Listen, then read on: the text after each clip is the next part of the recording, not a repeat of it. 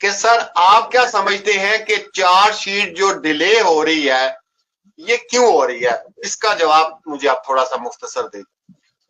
Sir ये मैं आपके चैनल पे नहीं बता सकता। ये आज आपने हेमंत पराशर सर वाली बात कर दी है। वो कहते हैं साइड पे आना बताऊंगा। गुलाम हैदर के बच्चों को दिलवाना मोमिन मलिक का वादा है पूरी दुनिया से, वो दिलवा के रहेगा। क्या उसके लिए आप देख रहे हैं मेरे पे पर्सनल अटैक भी हो रहे हैं, पर्सनल डिफेमेशन भी हो रही है, पर्सनल जो है मुकदमे भी मेरे खिलाफ चल रहे हैं, और हो सकता है आने वाले टाइम में पर्सनल मेरे पे अटैक भी हो, लेकिन मैं उससे डरता नहीं हूँ। मेरे पास सब चीज का इंतजाम है, उससे डरता नहीं हूं मैं। मैंने यहां तक कह दिया कि जब मेरा सत्यानाश हो जाए, एक तो नाश होता है नाश, एक होता है सत्यानाश, मैं मिट्टी में भी मिल जाऊंगा ना, मिट्टी में मिला भी मैं गुलाम हैदर के बच्चों को ये वादा कर रहा हूँ कि गुलाम हैदर के बच्चों को गुलाम को दिलवाऊंगा और सीमा हैदर को जेल कराऊंगा। ये मेरे कसम खाई हुई है। बहुत बड़ी बात। अच्छा सर, एक और सवाल है जो लोगों को बड़ा चुभता है, हमें भी थोड़ा सा चुभता है।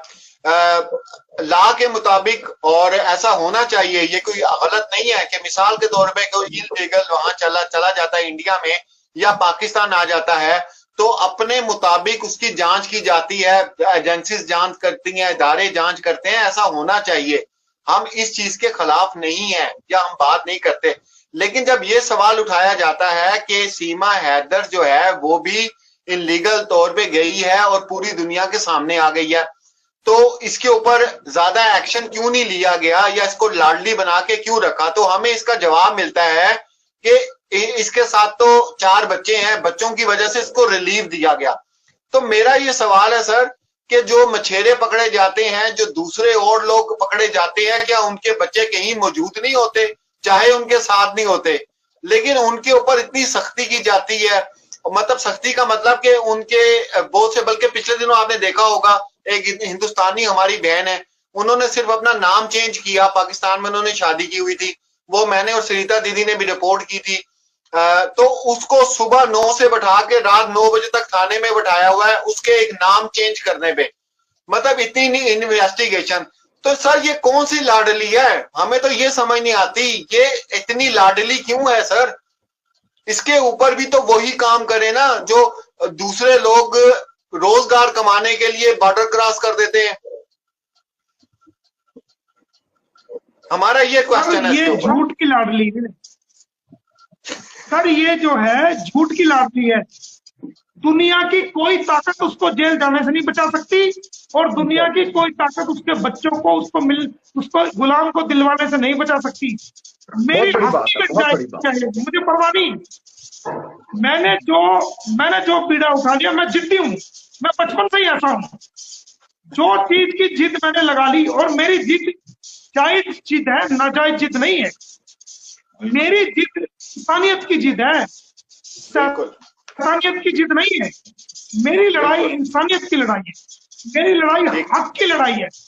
अगर मैं मिट्टी में भी मिल गया ना, मिट्टी में भी मिल गया, अगर मैं भिखारी बन गया ना, सारी दुनिया का मेरा जो पैसा, धन दौलत, जमीन जब सब कुछ भी खत्म हो गया, मैं ये कह रहा हूं अगर मेरे हाथ में कटोरा भी आ गया ना, मैं जब भी जो है गुलाम हैदर के बच्चों को गुलाम को दिलवाऊंगा। ये मोमिन मलिक का सारी दुनिया को आपके प्लेटफॉर्म से वादा है, ये जिद है मेरी, ये मोमिन मलिक की जिद है। क्योंकि ये चीज हम तो समझते हैं, देखने वालों को नहीं पता। वो अक्सर सवाल करते हैं कि बच्चे गुलाम हैदर के हवाले किए जाएंगे, तो बिल्कुल किए जाएंगे, क्योंकि कुछ जजमेंट्स हैं, बहुत सी चीजें हैं जो इंडियन लॉ कहता है। एक तो माँ का अगर कैरेक्टर वाइज ठीक नहीं है तब भी कस्टडी जो है वालिद को दी जाती है।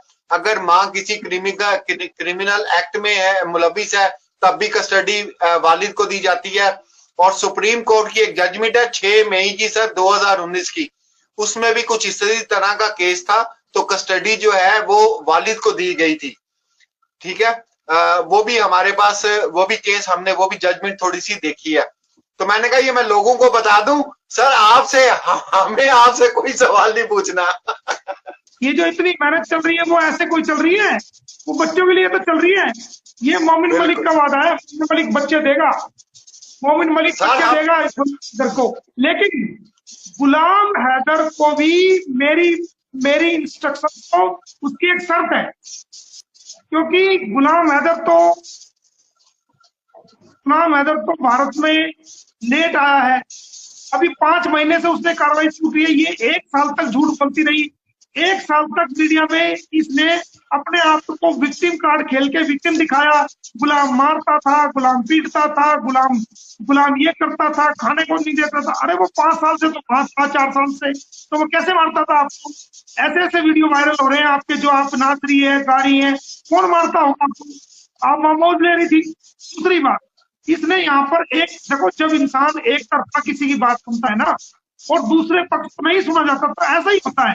इसने भारत में आकर के पूरी दुनिया के सामने मीडिया के माध्यम से अपने आप को विक्टिम कार्ड खेला, अपने आप को विक्टिम दिखाया, पाकिस्तान की बुराई की, अपने देश की बुराई की और अपने पति की बुराई की, अपने खानदान की बुराई की। तो लोगों ने समझ लिया कि ये जो कुछ कह रही है ये सच कह रही है, क्योंकि दूसरे पक्ष को बोलने वाला कोई था नहीं, सच्चाई बोलने वाला कोई था नहीं। तो आप तो दुनिया के दिल और दिमाग के अंदर, हिंदुस्तान के लोगों के अंदर इसकी सहानुभूति पैदा हो गई, इससे प्यार पैदा हो गया। हमारे भारत की सरकार और जो पुलिस डिपार्टमेंट है और जो दूसरी एजेंसीज है, उन्होंने समझा कि शायद इसके साथ ऐसा ही हुआ है, तो वहां पर ये उनको गुमराह करने में कामयाब होगी, झूठ बोल बोल के। लेकिन गुलाम हैदर कोई अप्रोच नहीं कर सका भारत में, अपनी बात को रख नहीं सका। अगर गुलाम हैदर भी अपनी बात को रखता तो ये लोगों में इतनी पकड़ ना बना पाती, इतने झूठ को ना जमा पाती जो इसने लोगों के दिल दिमाग में जो झूठ जमा दिया। अगर गुलाम हैदर भी अपनी बात रखता तो वो तुरंत इसका पर्दाफाश हो जाता। उस झूठ का पर्दाफाश किया कि ये इसका वकील नहीं है, जो वकील कह रहा, वकील कोई और है, इसका हेमंत पराशर है। तो वो लोगों को पता नहीं था, रोज मीडिया में बोलता था, इस बात का पता चला। और जो जो इसके झूठ थे, ये कह रही है मैं प्यार के लिए आई हूँ यहाँ पर, प्यार के लिए आई हूँ यहाँ पर। तो हमने जो इसका फ्रेंड था उसके वीडियो, उसके फोटो और वीडियो दुनिया को दिखाए कि अगर ये प्यार था तो ये क्या नफरत थी, ये क्या था? बिल्कुल बिल्कुल। उससे एक्सपोज हुई। एक एक झूठ को हमने पकड़ा। हम नेपाल गए, नेपाल में सारी जो झूठ इसने बोली, मेरी फला जगह साथी हुई, सारे झूठ को दुनिया के सामने बेनकाब किया। अब जो पब्लिक सपोर्ट इसको था वो खत्म हो गया। लोगों ने समझ लिया ये 1 नंबर की झूठी है, 1 नंबर की मक्कार है, झूठ बोलती है। तो वो लोगों ने समझा, अब इसका पब्लिक सपोर्ट खत्म हो गया। अब फिर हमारे आने के बाद गुलाम हैदर की बात को भी हमने लोगों के सामने रखा, तो लोगों की समझ में आया। तो अब जाकर के आज की टाइम पे गुलाम हैदर को लोग पसंद करते हैं। इसको सिर्फ तमाशे के रूप में देखते हैं, इसको कोई पसंद नहीं करता। सबको पता है 1 नंबर की चुट्टी है, 1 नंबर की फरेबी है, 1 नंबर का झूठ बोलती है। और सर आप ये देखें कि इस केस में जो सबसे ज्यादा नेगेटिव रोल रहा है वो इंडियन मीडिया का रहा है, सबसे नेगेटिव रोल, क्योंकि इसको इतनी वो ऊपर चढ़ाने वाले ना इंडियन मीडिया है और कोई भी नहीं है। अच्छा, एक मेरा क्वेश्चन है सर। नहीं, मैं इसका जवाब दे देता हूँ आपको। जो हमारा इंडियन मीडिया है, देखो इंडियन मीडिया को क्या चाहिए? इंडियन मीडिया क्या, दुनिया का कहीं का भी मीडिया हो, उनको क्या चाहिए? उनको तो तेज मिर्च वाला मसाला, तेज नमक वाला मसाला, तेज नींबू वाला मसाला चाहिए। वो मिल गया, उनको टीआरपी मिली, उनके चैनल चले। उनकी भी मजबूरी है ना भाई, क्या करें? क्योंकि तनख्वाहें देनी है लोगों की, मोटी मोटी तनख्वाहें देनी है एंकरों की, बड़े बड़े जो उनकी गाड़ियां चलती है, जो उनके वो लगे रहते हैं टीवी को कैच करने वाले सेटअप लगे होते हैं, उनके बहुत सारे खर्चे होते हैं। तो भाई मेरे, तो क्या करें वो भी? अब उनको मसाला चाहिए तो होता ना, उनको मसाला फ्री मिल गया, और वो भी पाकिस्तानी से मिल जाए तो बल्ले बल्ले हो जाए फिर तो। और सर आप तो मसाले की बात कर रहे हैं, वो इंडियन मीडिया का तो मिक्स अचार मिल गया सर, ये तो मिक्स अचार है। सुनो सुनो, पता क्या है, वो एक कहावत है, देखो देखो, हर आदमी के लिए का देश सबसे बड़ी चीज है, ये तो आप मानते हो। आपके लिए आपका देश सबसे पहले है, मेरे लिए मेरा भारत सबसे पहले है। अगर ये चैनल आपका भारतीय चैनल होता तो मैं उनकी बखिया उधेड़ देता, समझ रहे मेरी सही बात? बात। बिल्कुल बिल्कुल लेकिन बिल्कुल। सही ये बात। ये पाकिस्तानी चैनल है। अगर मेरे पुलिस डिपार्टमेंट के अंदर 100 कमियां भी है ना, तो मैं अपनी उन कमियों को आपके चैनल पे मेरी मजबूरी में नहीं बता सकता। बिल्कुल अगर बिल्कुल ये सही बात है। यही बात भारतीय चैनल पूछता तो मैं उनकी पखें उधेड़ देता। लेकिन उनका मान सम्मान ठीक है, वो जो कर रहे हैं ठीक है, लेकिन उनका मान सम्मान रखना मेरे देश की पुलिस है, मेरे देश का प्रशासन बिल्कुल है, उनका मान सम्मान करना मेरा दायित्व नहीं, मेरा फर्ज भी है। इसलिए मैं आपको ये इस चीज का जवाब मैं सॉरी आपसे नहीं दे नहीं नहीं पाऊंगा। नहीं नहीं सर मेरी बात सुने, देखें मैं वो सरिता जी थी, अब मुझे बड़ी अच्छी तरह जान गई है, मैं ना थोड़ी मस्ती वाले भी सवाल करता हूँ जान के, बंदे को तंग करने के लिए, मुझे जानती है।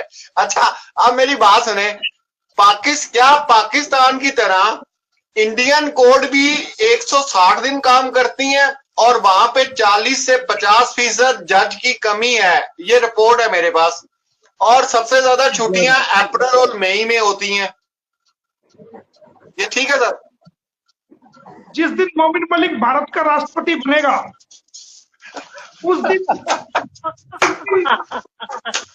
उस दिन उस दिन जो है भारत के अंदर ना जजेस की कमी रहेगी, ना देश की पुलिस की कमी रहेगी, ना देश की फौज की कमी रहेगी।